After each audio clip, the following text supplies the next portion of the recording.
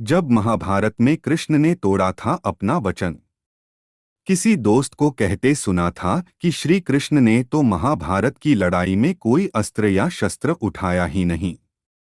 उन्होंने सिर्फ अर्जुन के सारथी बनने की बात स्वीकारी थी और पूरे युद्ध में अपने उपदेश दिए थे। लेकिन क्या ये वाकई सही है? इस बात के पीछे दो तर्क दिए जाते हैं। सबकी शुरुआत तब होती है जब दुर्योधन भीष्म पितामह पर गुस्सा दिखा रहा था। जब वजह ये थी कि एक भी पांडव नहीं मरा था। अब भीष्म ने दुर्योधन को क्या उत्तर दिया, इसके बारे में भी दो कहानियां हैं। पहली कहानी के मुताबिक भीष्म गुस्सा होकर दुर्योधन को मंत्र पढ़कर 5 सोने के तीर देते हैं और कहते हैं कि उन्हीं से कल पांडवों का अंत होगा। इस पर दुर्योधन तीर अपने पास रख लेते हैं। जब श्री कृष्ण को ये पता चलता है तो वो अर्जुन को दुर्योधन के पास भेजते हैं। कथाओं में ये किस्सा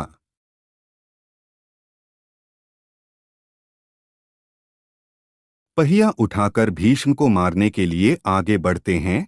हालांकि अर्जुन उन्हें रोक लेता है और बाद में भीष्म रथ से गिरकर तीरों पर गिर जाते हैं, लेकिन फिर भी कृष्ण हथियार उठा लेते हैं। दूसरी कहानी में किस्सा वही है, लेकिन भीष्म दुर्योधन से वादा करते हैं कि वो द्रौपदी को विधवा बना देंगे 5 पांडवों को मारकर। जब कृष्ण को इस बात का पता चलता है तो वो द्रौपदी को भीष्म के पैर छूने को कहते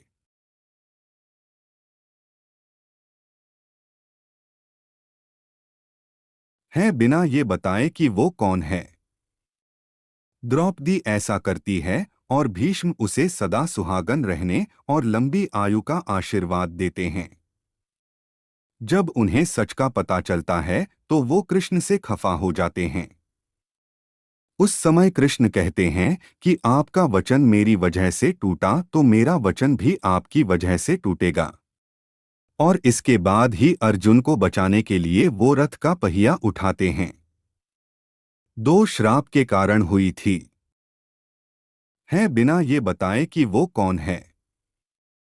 द्रौपदी ऐसा करती है और भीष्म उसे सदा सुहागन रहने और लंबी आयु का आशीर्वाद देते हैं।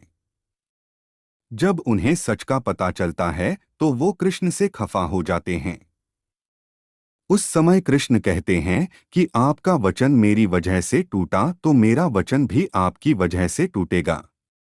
और इसके बाद ही अर्जुन को बचाने के लिए वो रथ का पहिया उठाते हैं। 2 श्राप के कारण हुई थी। कृष्ण की मृत्यु महाभारत की लड़ाई में गांधारी के 100 पुत्रों की मृत्यु हो गई थी। जब श्री कृष्ण गांधारी के पास पहुंचे तो दुखी गांधारी ने उन्हें श्राप दिया कि 36 सालों में वो मारे जाएंगे और उन्हीं के साथ यदुवंश का विनाश हो जाएगा। श्री कृष्ण ये जानते थे कि यदुवंश अब लोभ और मोह में आ गया है, इसलिए उन्होंने सिर्फ तथास्तु कहा। दूसरा श्राप मिला था ऋषि दुर्वासा। कृष्ण को अपने पूरे शरीर में खीर लगाने को कहा था। कृष्ण ने ऐसा ही किया, सिर्फ उनके पैरों को छोड़ दिया। इससे खफा होकर दुर्वासा ने श्राप दिया कि कृष्ण अपने पैर की वजह से मरेंगे। एक समय जब श्री कृष्ण समाधि में थे तब एक शिकारी जारा ने कृष्ण के पैर को कोई जानवर समझ लिया और उन पर तीर चला दिया। कृष्ण की 16,108 रानियां, ये सभी को पता था रानियां थीं और 80 बच्चे, लेकिन कृष्ण की सिर्फ 8 पटरानियां क्यों थीं? दरअसल रुक्मणी, सत्यभामा, जंबावती, नागनजीति, कालिंदी, मित्रवृंदा, भद्रा और लक्ष्मणा ही कृष्ण की असली रानियां थीं। हर रानी से कृष्ण के 10 बच्चे थे। बाकी 16,100 महिलाओं को कृष्ण ने एक राक्षस नरकासुर से छुड़वाया था और अपने अपने घर भेज दिया। किसी के घर वालों ने उन्हें नहीं, अब कृष्ण ने उनसे शादी कर ली, लेकिन कभी कोई रिश्ता नहीं बनाया। क्यों? कृष्ण हो गए अपनी ही सेना के खिलाफ। महाभारत के युद्ध से पहले दुर्योधन और अर्जुन दोनों ही कृष्ण के पास मदद मांगने गए थे। जब दोनों पहुंचे तो कृष्ण सो रहे थे। कृष्ण के सिर के पास दुर्योधन खड़े हो गए और पैरों के पास हाथ जोड़कर अर्जुन। जब कृष्ण की नींद खुली तो उन्होंने अर्जुन को देखा और उसका साथ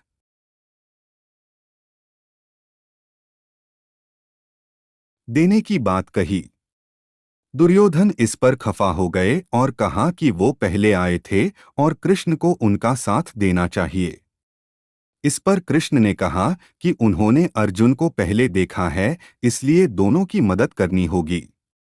कृष्ण ने इस पर दुर्योधन को अपनी सेना दे दी और अर्जुन के सारथी बन गए। यमुना नदी से जुड़ा हुआ एक मीठे पानी का सुंदर झील था। कहीं से एक बहुत ही जहरीला सांप वहां लगा जिसका नाम था कालिया। कालिया का जहर यमुना नदी के पानी में बहुत तेजी से घुल रहा था। एक बार एक गाय चराने वाले व्यक्ति ने जब उस झील का पानी पिया तो उसकी मृत्यु हो गई। जब भगवान श्री कृष्ण को इस बात का पता चला तो उन्होंने अपनी शक्ति से उस व्यक्ति को जीवित कर दिया। उसके बाद श्री कृष्ण उस झील के पानी में कूद गए। कृष्ण पानी के बहुत अंदर गए और उस सांप को जोर जोर से पुकारने लगे। जब बहुत देर तक कृष्ण पानी से नहीं निकले तो गांव के लोग इकट्ठा होकर नदी किनारे उनका इंतजार करने लगे। बहुत सारे लोग डरने भी लगे। कुछ देर बाद पानी के अंदर से कालिया सांप कृष्ण के सामने आया और आते ही उसने कृष्ण पर आक्रमण कर दिया। कुछ ही देर में कृष्ण ने कालिया को जकड़ लिया और उसके सर पर चढ़ गए। कालिया 1000 सिर वाला सांप था। कृष्ण उसके सर पर तेजी से नाचने लगे और तेजी से नाचने के कारण कालिया सर्प के मुंह से खून निकलने लगा।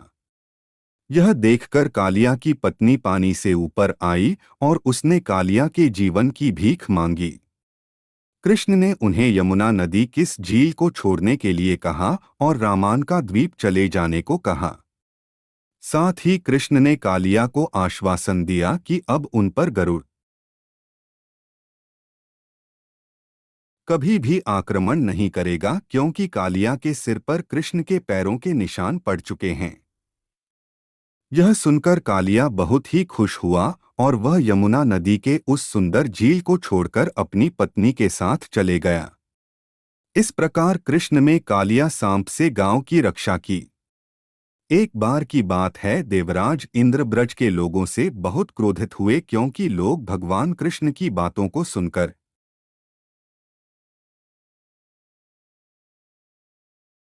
गोवर्धन पर्वत की पूजा कर रहे थे और इंद्र देव की पूजा नहीं कर रहे थे।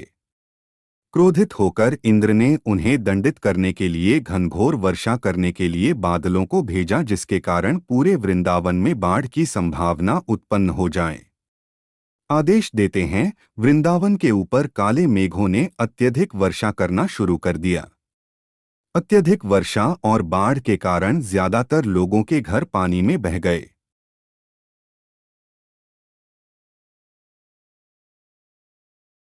वृंदावन के लोग डर गए और सभी भगवान कृष्ण की शरण में पहुंचे। भगवान कृष्ण को इस परिस्थिति के बारे में सब कुछ ज्ञात हो चुका था। उसी समय कृष्ण ने पूरे गोवर्धन पर्वत को अपने बाएं हाथ की छोटी उंगली पर एक छतरी की भांति उठा दिया।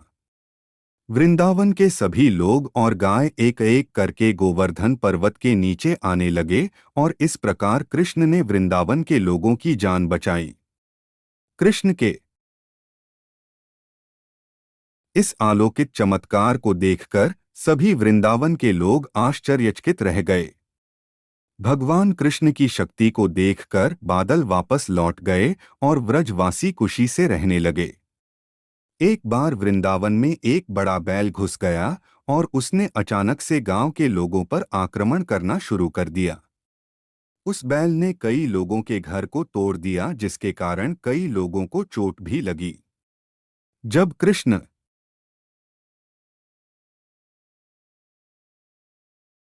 को इस बात का पता चला तो वह तुरंत उस बैल के पास पहुंचे। श्री कृष्ण ने देखते ही पता लगा लिया कि वह बैल एक असुर है। उस असुर का नाम था अरिष्ठासुर। कृष्ण को देखते ही वह कृष्ण की ओर तेजी से आक्रमण करने के लिए दौड़ा। भगवान कृष्ण ने अपनी शक्ति से उसे परास्त कर दिया।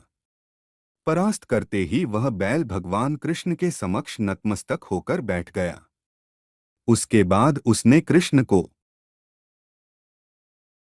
बताया कि वह भगवान बृहस्पति का शिष्य है और अपने गुरु के साथ दुर्व्यवहार करने के कारण उसे असुर बैल बनने का श्राप मिला था। इस प्रकार कृष्ण में ब्रज के लोगों को अरिष्ठासुर से बचाया। आप लोग तो जानते ही होंगे कि भगवान कृष्ण को माखन खाना बहुत पसंद था। कृष्ण के माखन चोरी करने के कारण उनकी मां के साथ साथ वृंदावन के सभी लोग कृष्ण के माखन चोरी के कारण तंग आ जाते थे।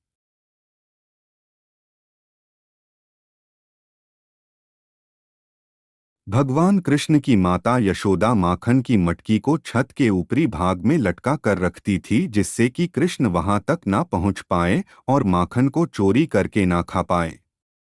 एक बार कुछ जरूरी काम से यशोदा मां घर छोड़